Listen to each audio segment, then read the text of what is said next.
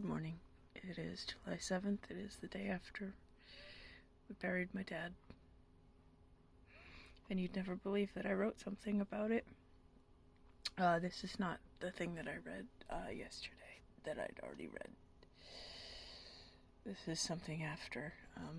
So I'll just get to it. What stands out to me about the day my dad was buried? It's hard to say. It's early days for such a big thing, and I'm disordered enough still that looking back on such a big event so quickly, the day seems sharply divided into these little slices of time.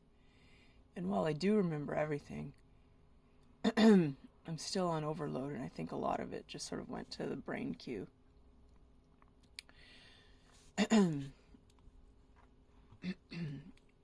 Excuse me, sorry.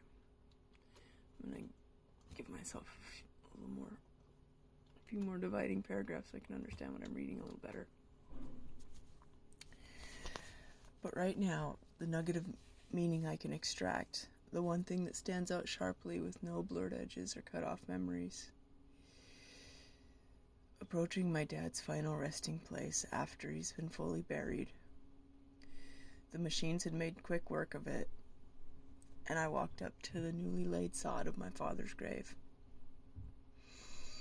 All my life I've thought about that moment, spitting on it, flipping it off, telling that fucker exactly what I thought of him. I didn't do that. I had a couple of friends standing there with me, one on each side. What, was I going to perform for them? They didn't want to see that. I'm pretty sure nobody wanted to see anybody's grave get spat on that day. What if my brother had seen it? What kind of jerk takes a day like that and makes it about them? Anyway, those were the fantasies of a hurting child. And while I took a very brief second to think about her, whatever part of her that still exists inside of me looked out and saw that it was just ground. Ray wasn't there, and it would have been foolish of me to make a scene or even do it quietly. So in the end, I looked at the sod. I looked at the newly dug, that pit where you put the flowers, ground flower situation. And I said to him, "Goodbye, Pops." Maybe not what he would have wanted. Maybe better than he deserved. But I didn't want to carry that kind of pettiness with me into the rest of my life, though. I wanted to be better than that. I said goodbye to the parts of him that weren't terrible. I said goodbye to the grown man who was always first up on Christmas morning because presents were still his favorite thing. I said goodbye to the man who gave me music. Sure, I would have discovered it anyway, but that's not the point. I said goodbye to the little boy who leaned on his mother in so many childhood photographs, something that he would often sneer at later in life. Though there isn't a huge amount of good in our relationship, I said goodbye to the man that at least didn't stand in my way. He may not have treated me very well, but at least his inattention allowed me to grow and thrive in my own way. Not a lot to recommend the man, but I wanted to be better than him. In that moment, which was all moments ever in one, and yet it was just the tiniest flash of time, I had to put that particular childish thing away. I wanted to choose better than he ever did. So, that's right now what I got from yesterday. There's a lot, and there will be more, but that was the moment that stood out for me the most. There were some really kind people there.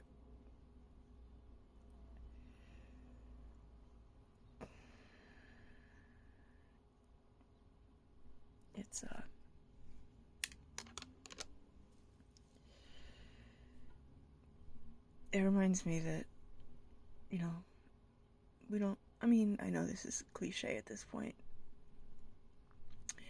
and as a, you know, a member of the LGB, you know, we say this to each other all the time, but, you know, sometimes you do have to pick your family.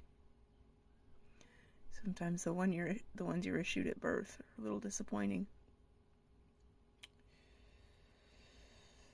And,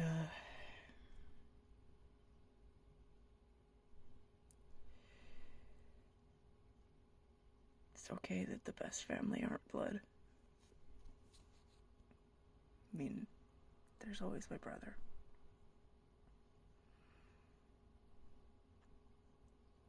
I tried to do what I could for him. Tried not to speak too badly of my dad.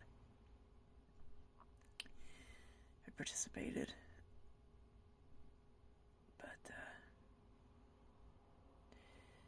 the pain he feels, he's just gonna have to go through it. I can't help him with it.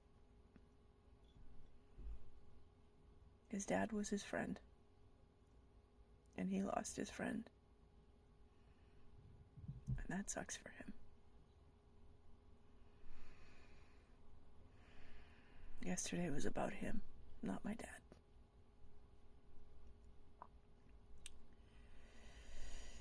Alright, I think I'll leave it there.